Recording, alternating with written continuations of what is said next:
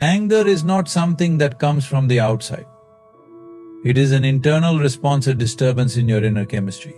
If you don't understand this, you will always try to fix the world outside, while ignoring the true source of the fire within. Anger often feels like an uncontrollable force, a surge of emotion that overpowers logic and reason. But have you ever stopped to examine what truly happens when anger arises? The first step to mastering anger is developing awareness of your reaction.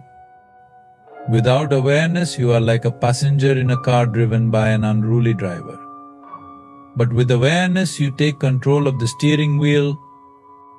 When a situation triggers you, anger doesn't just appear out of nowhere. It builds through a series of steps: perception, judgment, and response. Something happens that you perceive as unfair, offensive, or harmful. Then your mind labels it as unacceptable, and the body reacts. This entire process often happens so fast that you barely notice it. But if you cultivate awareness, you create a gap, a pause in the chain reaction. Imagine this: someone says something hurtful to you. Typically, your immediate reaction is to lash out or retreat. But if you pause and observe, you'll notice a moment of choice. This is the space where your power lies. Ask yourself, why am I reacting this way? Is this about the situation at hand, or is it something deeper within me? Awareness helps you shift from an automatic reaction to a conscious response. You begin to see that the external trigger is not the real issue. It's merely a mirror reflecting something unresolved within you. Anger often stems from unmet expectations, past hurts, or a sense of injustice. By bringing these patterns to light, you gain clarity and control. To build this awareness, practice mindfulness. Spend a few minutes each day simply observing your thoughts and emotions. Don't judge them, just watch them. When anger arises, don't suppress it, but don't indulge it either. Treat it like a guest knocking at your door. Greet it, understand why it's there, but don't let it take over your home. With time, this practice becomes second nature. Instead of reacting impulsively, you'll find yourself responding with wisdom and composure. The fire of anger may still flicker, but it will no longer burn you or the people around you. Awareness of reaction is not just about controlling anger, it's about mastering your inner world. And once you master your inner world, no external force can disturb your peace. Breath is the bridge between your body and mind. It is the one function in your system that operates both voluntarily and involuntarily. When you are calm, your breath is naturally slow and steady. When you are angry, your breath becomes rapid and shallow. This deep connection between breath and emotion is a tool that can be harnessed to regain control over anger. When anger arises, it triggers the body's fight or flight response. Your heart rate increases, adrenaline surges, and your breathing becomes quick and erratic. This physiological response is your body's way of preparing for action, but it often fuels the fire of anger rather than helping you resolve the situation. However, by consciously altering your breath, you can interrupt this cycle and calm both your body and mind.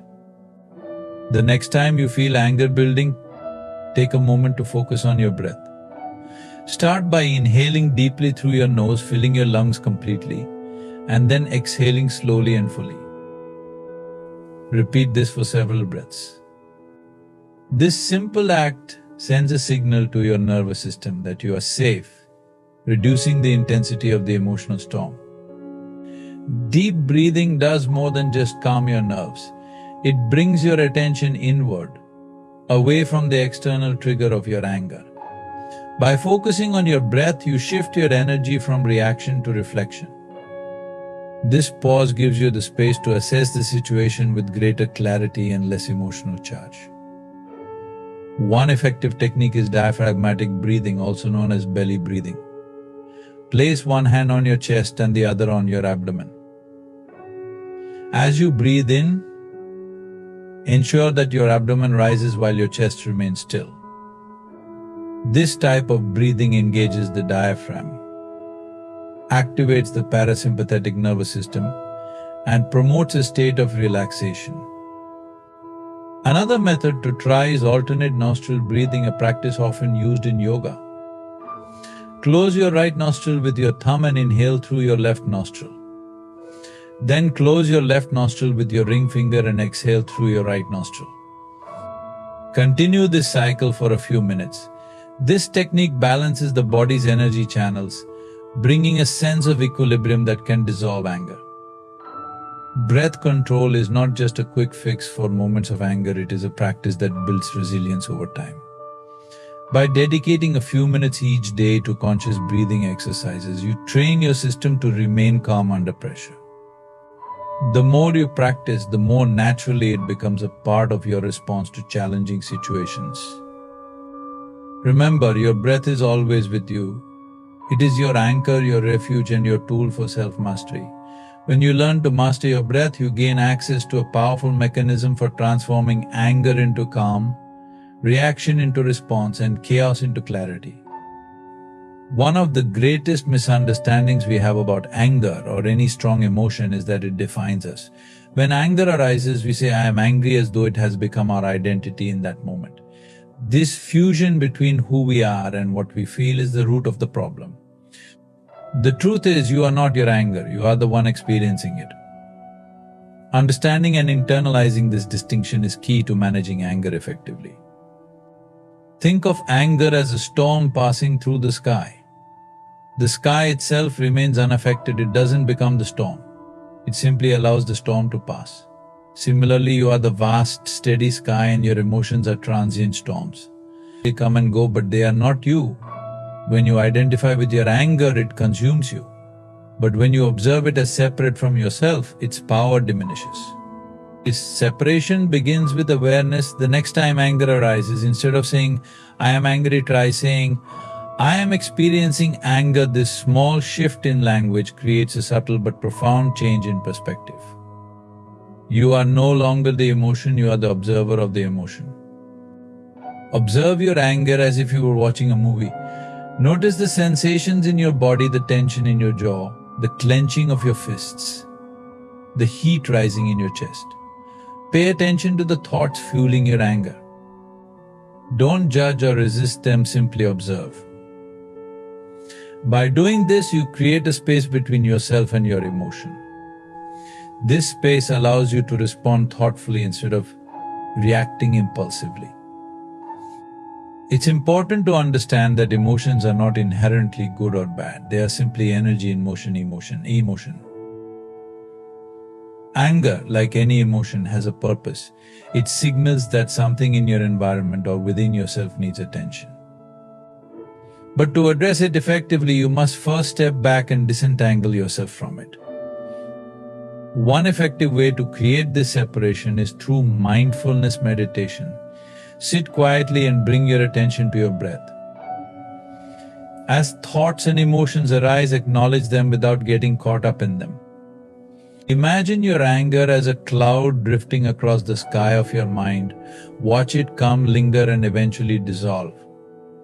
The more you practice this, the easier it becomes to remain centered, even in the face of strong emotions. Another helpful technique is journaling. When you feel angry, write about the experience as though you were narrating it for someone else. Describe the trigger, your feelings, and your reactions. This process externalizes the emotion, making it easier to analyze and understand. Often you'll find that simply putting your anger into words reduces its intensity. Remember, separating yourself from your anger doesn't mean suppressing or denying it. Suppressed anger doesn't disappear, it festers and resurfaces in unhealthy ways. Instead, acknowledge the anger, understand it, and let it pass. This approach allows you to process the emotion without being overwhelmed by it. With practice, this ability to observe rather than identify with your emotions becomes second nature. You'll find that anger no longer controls you. Instead, you control how you respond to it. In this mastery lies freedom not just from anger, but from the grip of all emotions that seek to dominate your inner world.